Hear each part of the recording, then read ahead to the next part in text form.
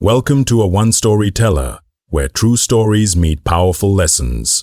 Today's story reveals how arrogance, ignorance, and abuse of power collided with legacy, justice, and a name that demanded respect. This is Racist Cop Lifts Her Skirt, Regrets It When He Hears Her Last Name. It was the kind of afternoon where the sun seemed to pour gold over everything it touched, casting a warm glow on the quiet stretch of highway just outside Marlow, Georgia. Birds chirped lazily in the distance, and the only real movement came from the sleek black sedan gliding smoothly along the road. Inside sat Ava McAllister, poised, elegant, and calm. At just 23, she carried herself with the kind of self-assured grace that could only come from years of knowing exactly who she was. The hum of classical music filled the car as she tapped the steering wheel gently to the rhythm, lost in thought about the legal internship she was set to begin in 2 days. Her future was bright, paved by discipline and the wisdom passed down from a mother who had built her name into law itself. But in that golden silence, red and blue lights flared suddenly in her rear-view mirror, slicing the calm in two. She pulled over, puzzled more than panicked, already reaching for her license and registration. As the officer approached, she adjusted her posture, not out of fear, but muscle memory, an instinct formed by countless conversations, lessons, and quiet warnings whispered over dinner tables in black households everywhere. When Officer Brad Hemmings leaned down, his eyes didn't meet hers. They flicked instead to the leather seats, the Cartier bracelet, the sheen of the vehicle. His first words weren't a greeting or a reason, they were laced with something sharp. "Whose car is this?" Ava blinked.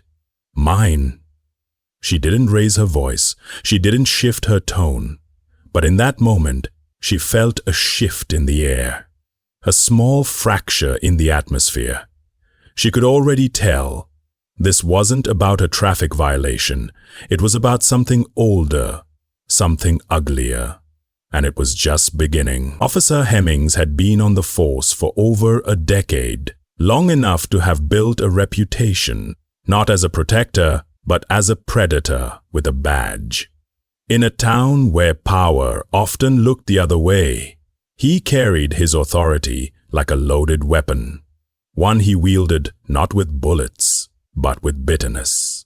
His eyes scanned Ava with a suspicion he reserved for women like her.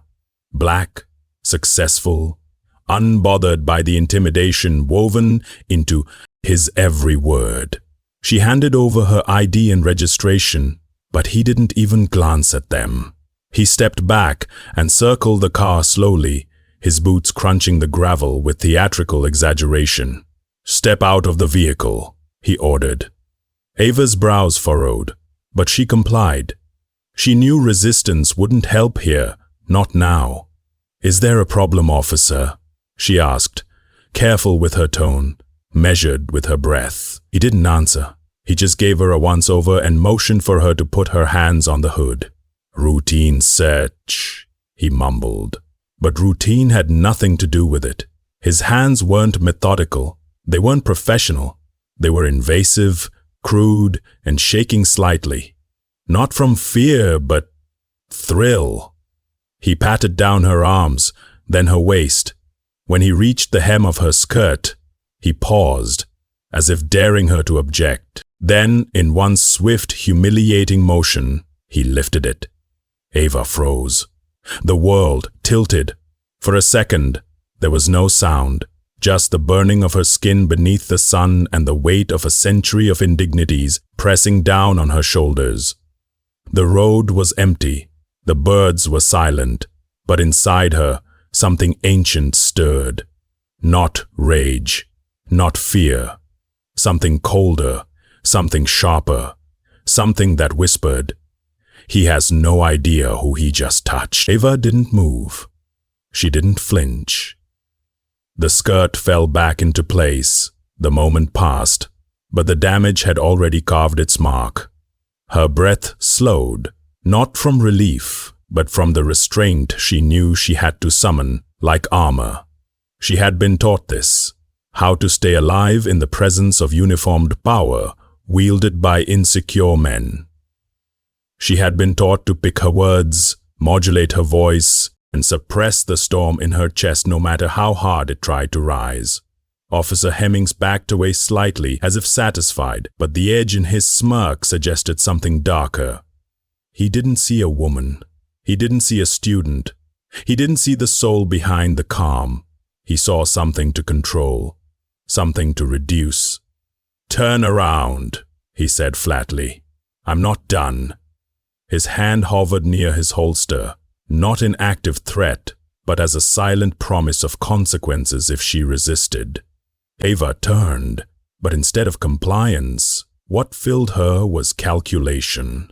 She was no stranger to men like him, men who measured their power by how small they could make someone else feel. And yet, what Hemmings didn't understand, what he couldn't possibly have anticipated, was that Ava wasn't afraid of him. She was assessing him, memorizing his every word, every motion, filing it away with the sharp precision of someone trained to dismantle injustice, not bow to it. He pulled out his radio, muttered something vague into it, perhaps a call for backup, or perhaps a strategic lie to make her feel isolated. But Ava didn't care. She wasn't alone. Not really. Her mother's voice rang in her ears like a drumbeat. Always know who you are. Always carry your name like a shield. And in this moment, that name began to stir behind her lips. Not yet spoken, but ready. Like a final move in a chess game, already lost. He stepped closer again, now beginning to question what he was dealing with. She hadn't cried. She hadn't begged. Most people, by now, would have cowered, snapped, or melted under his shadow. But Ava stood still, statuesque, her eyes locked on something beyond him. He waved, his hand in front of her face like she was some malfunctioning machine. "You deaf or just slow?" he barked. Her eyes moved then, slow and deliberate, meeting his with an intensity that took him off guard. Not fury, not defiance, something quieter, something dangerous. "I suggest," she said calmly, her voice low and steady, "you put that radio down and take a step back." It wasn't a threat, it wasn't a plea. There was a truth being given, one final chance to behave. He laughed, a short, cruel sound, cracking the dry air like a whip. "And why's that? You planning to call your boyfriend to come save you?" He leaned in slightly, smelling of sweat and stale coffee, towering over her in a posture meant to dominate. "Or maybe your daddy's a preacher, gonna come waving a Bible and some sad protest signs?" He said it like the joke. He believed it to be, unaware that each word dug him deeper into a hole he couldn't climb out of. And then she said it. "My name," she said, her tone suddenly cutting through the tension like glass, "is Ava McAllister."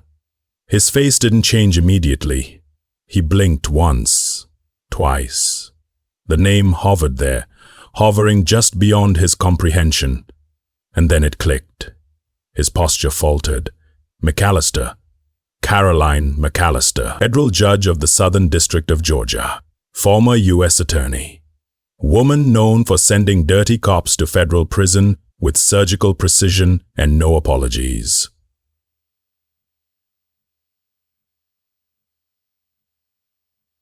After he covered up a shooting, a name that didn't just command respect, it demanded accountability. The blood drained from his face. Eva saw it. She watched the color recede like a tide.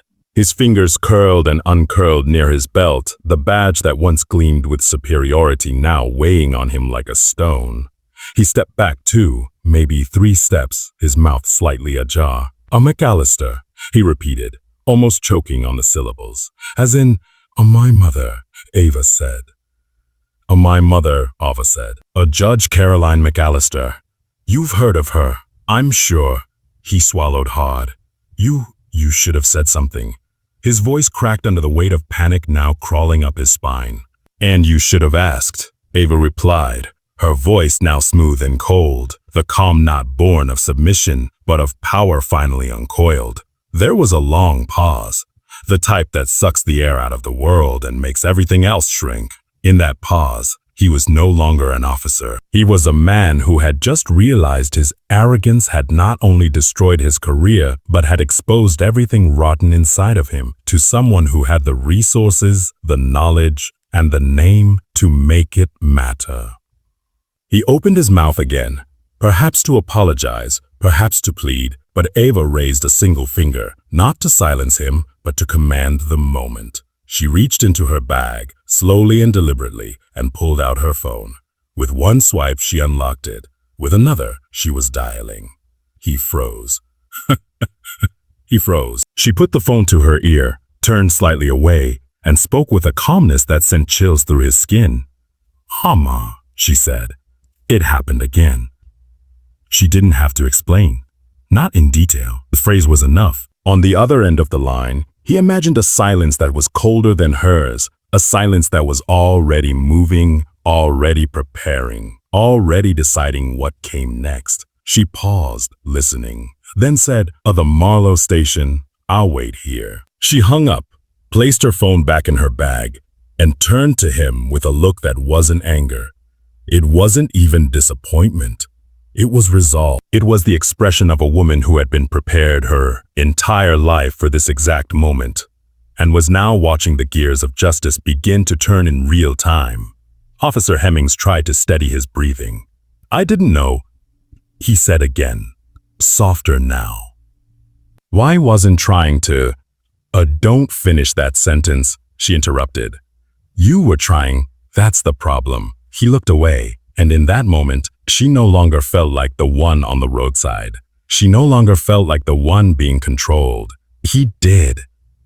Because everything he had done, every insult, every violation, every assumption, was now being viewed not through the lens of petty authority, but through the eyes of the federal court system.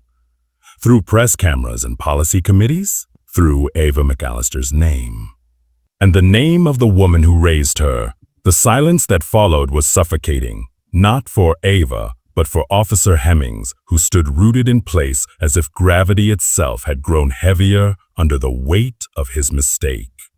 He stared at her, at the polished exterior he had mistaken for arrogance, at the calmness he had interpreted as compliance, at the name now echoing through his mind like a warning siren he had ignored for far too long. McAllister. Not just a name in legal circles, not just a title inked on court dockets and bar association letters, but a storm in a black robe, a woman who had broken careers with the same quiet force her daughter had just wielded. Ava didn't speak again. She didn't have to. She simply stood there, straight-backed and composed, the sun catching the edges of her features, making her look like something untouchable. Her stillness now was not from fear, but from control, an elegant containment of a fire she could unleash at will. Officer Hemmings fumbled with his radio again, lifting it to his mouth, his voice suddenly unsure. "A dispatch. This is Unit 13, requesting immediate supervision at my location, Route 14 southbound, quarter mile past exit 67. He released the button and looked around nervously, as if half expecting helicopters to descend or reporters to emerge from the trees. She didn't need to. Caroline listened with a stillness that said everything. Every word sank like lead into the storm behind her eyes. When Ava finished, Caroline looked out the window for a long moment, her jaw set. "He will be dealt with," she said, her voice like a verdict being passed down. Not just him. Every single link in the chain that allowed that behavior to exist will be pulled into the light, and still, no theatrics, no vengeance, just certainty. Behind them, Hemmings stood with sweat dripping down his temples, the realization of what he had done settling over him like a shroud. This wasn't going away. This wasn't something a supervisor could smooth over. This wasn't a reprimand or a suspension or even a quiet resignation with a whisper of a pension. He had touched the wrong woman, and she had a name that could not be ignored. Inside the walls of the Marlow precinct, tension hung like a storm cloud. Word of the incident had spread fast, too fast for anyone to control. Supervisors who once turned blind eyes to Hemmings' behavior now scrambled, pale-faced in conference rooms, reviewing body cam footage and call logs with growing dread. Internal affairs arrived before noon, their questions sharp and their expressions unreadable. Ava, seated in a glass-walled room beside her mother, answered everything with composure.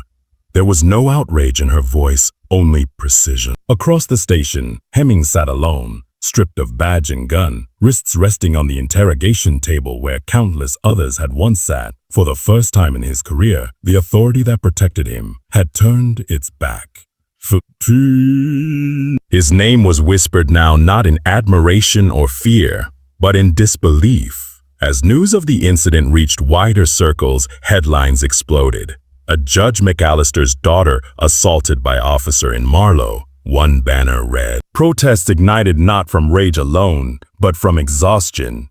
A collective cry that echoed through courthouses, campuses, and family kitchens. Ava's face became a symbol not of victimhood, but of reckoning. The following week brought a kind of stillness that didn't soothe. It simmered. The calm before consequence. In Marlow, courthouse doors opened to crowds that hadn't gathered in years. Reporters stood shoulder to shoulder, cameras perched like watchful birds, waiting to capture not just justice, but transformation. But more than that, his name ignited a chain of investigations into the entire precinct. Complaints once buried surfaced. Women and men came forward. Files long shelved were reopened. Caroline ensured each one was reviewed by independent counsel, without delay or bias. And though the town tried to cling to silence, it was no match for what had been unleashed. Ava returned to campus to begin her internship under the Department of Justice. But she walked those halls not just as a student anymore.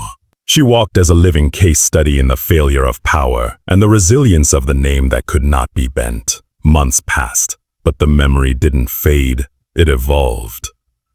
Ava stood at a podium beneath a vaulted ceiling at a symposium on justice reform, her voice now seasoned with lived experience and sharpened conviction. The room was filled with scholars, lawmakers, students, and survivors, each face turned upward, drawn in by the quiet command in her tone. She spoke not just of what happened on the roadside, but of what had been allowed to happen for years before it.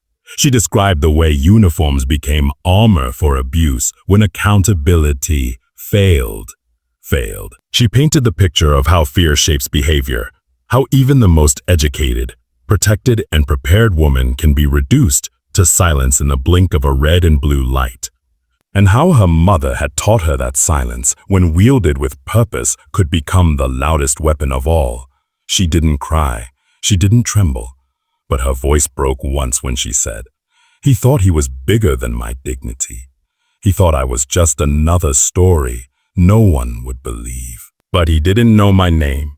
The room held its breath with her, and when she finished, the applause didn't erupt. It rose like a wave, steady and unstoppable, not just in celebration, but in grief and admiration.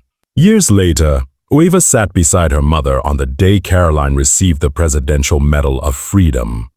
The cameras caught the moment the president fastened the ribbon around her neck, but it was gaze, steady, full of pride and ache, that told the deeper story.